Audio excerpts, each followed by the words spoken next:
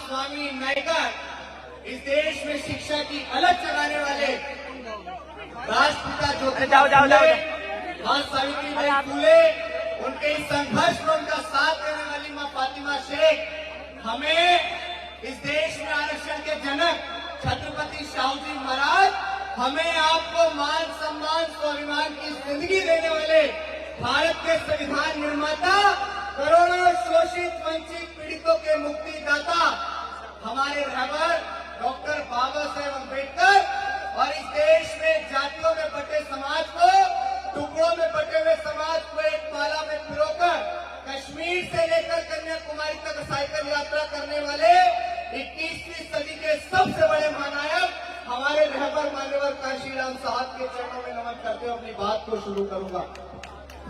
साथियों, सोचने से नहीं मिलते हैं तमन्नाओं के शहर। जैसा कि आप सभी को पता होगा, कितने लोग जानते हैं कि जो पहले दिन से हमारी यात्रा को वॉच कर रहे हैं, हाथ उठा के बताओ। बीती 23 जुलाई से बाबा साहेब अम्बेडकर की जन्मस्थली मध्य प्रदेश के महू से हमने एक संकल्प की शुरुआत की, जिसका नाम रखा बहुजन जागो मार्च, और जिसका उद्देश्य रखा बहुजन नेताओं साथ में आओ।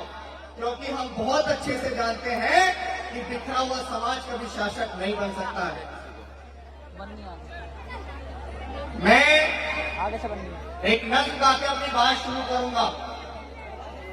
लुटाते तेरे खातिर जान तो भी गम नहीं होगा, लुटाते तेरे खातिर जान तो भी गम नहीं होगा, तेरे जैसा कोई अब जख्म का मरहम नहीं होगा। पढ़ा तुझको तो एक शायर के दिल की धड़कने बोली,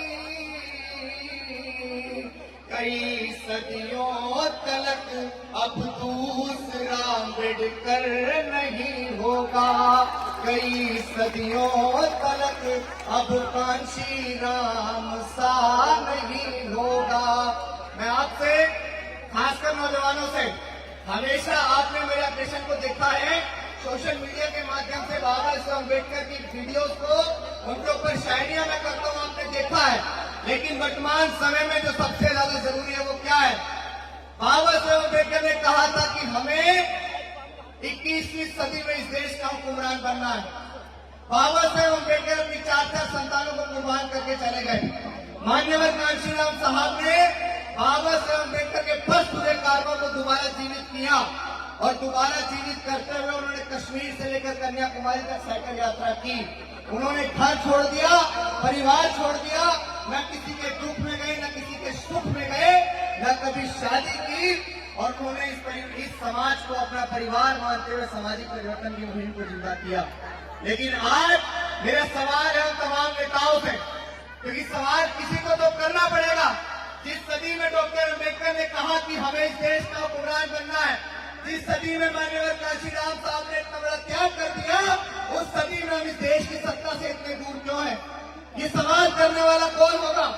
आज इस देश में हमारे नेता, मैं एक से एक बाहुबली नेता आपको गिना सकता हूं जो समाज की लड़ाई लड़ रहे हैं। इस देश में देश की सबसे बड़ी कद्दावर नेता आदरणीय माननीय बहन कुमारी मायावती है। कद्दावर नेता या नहीं है? बताओ, है कद्दावर नेता या नहीं है? मैं कोई राजनीतिक व्यक्ति नहीं हूं, ना मैं किसी पार्टी और संगठन से ताल्लुकात रखता हूं, क्योंकि वर्तमान समय में किसी पार्टी, किसी संगठन की कट्टरता रखने से मुझे पता है कि हम किसी भी मूवमेंट को साकार नहीं कर सकते हैं।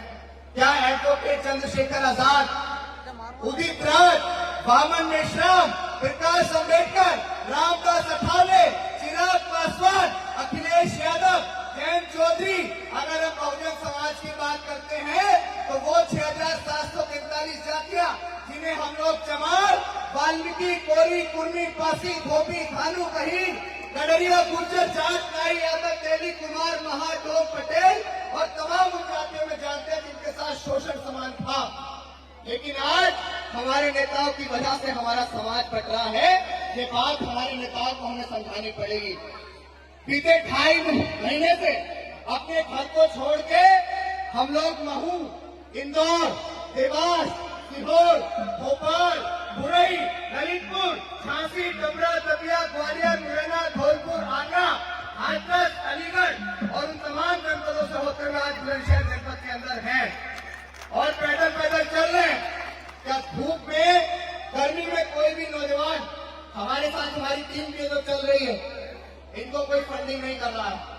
बहुत सारे लोग कह रहे हैं कि अभिषेक यादव को तो चंद्रशेखर आजाद का फ्रेंड बना के तैयार किया जा रहा है और अभिषेक यादव को तो मायावती ने भेजा है, अभिषेक यादव को तो चंद्रशेखर आजाद ने भेजा है। तो देखो ये मूवमेंट किसी के पिताजी की पपोती तो है नहीं, ये मूवमेंट किसी के पिताजी की पपोती है क्या?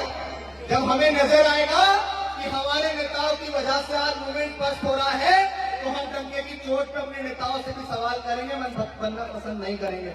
और मैं समाज के अंदर वर्तमान समय के अंदर एक ऐसी क्रांति पैदा करने जा रहा हूं, ये समाज से मिलकर बनेगा। मैं कोई संगठन बनाने नहीं जा रहा हूं, मैं कोई पार्टी बनाने नहीं जा रहा हूं, लेकिन वर्तमान समय में अपने नेताओं की गले की ऐसी हड्डी बनना चाहता हूं कि ना उन पे निगला जाए, ना उन पे निगला जाए और मैं उनसे सवाल करना चाहता हूं कि हमें इस देश का हुक्मरान बनना है। आप समाज के बीच आके कहते हो कि समाज एकजुट नहीं है, समाज एकजुट नहीं है, समाज एकजुट नहीं है। समाज आपको कितनी बार एकजुट होकर दिखाएगा? क्या समाज ने माननीय बहन जी को उत्तर प्रदेश का 4 बार मुख्यमंत्री नहीं बनाया?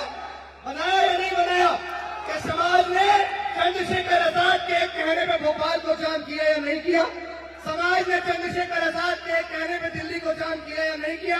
क्या समाज ने अमित राज के कहने पे दिल्ली के रामलीला मैदान को भरने का काम किया या नहीं किया?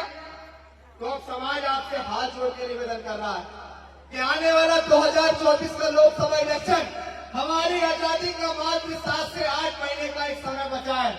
दुश्मन फूले शाहू पेरियार, ललाई अम्बेडकर और मान्यवर कांशीराम साहब की पूरी मूवमेंट को खाने को तैयार बैठा है।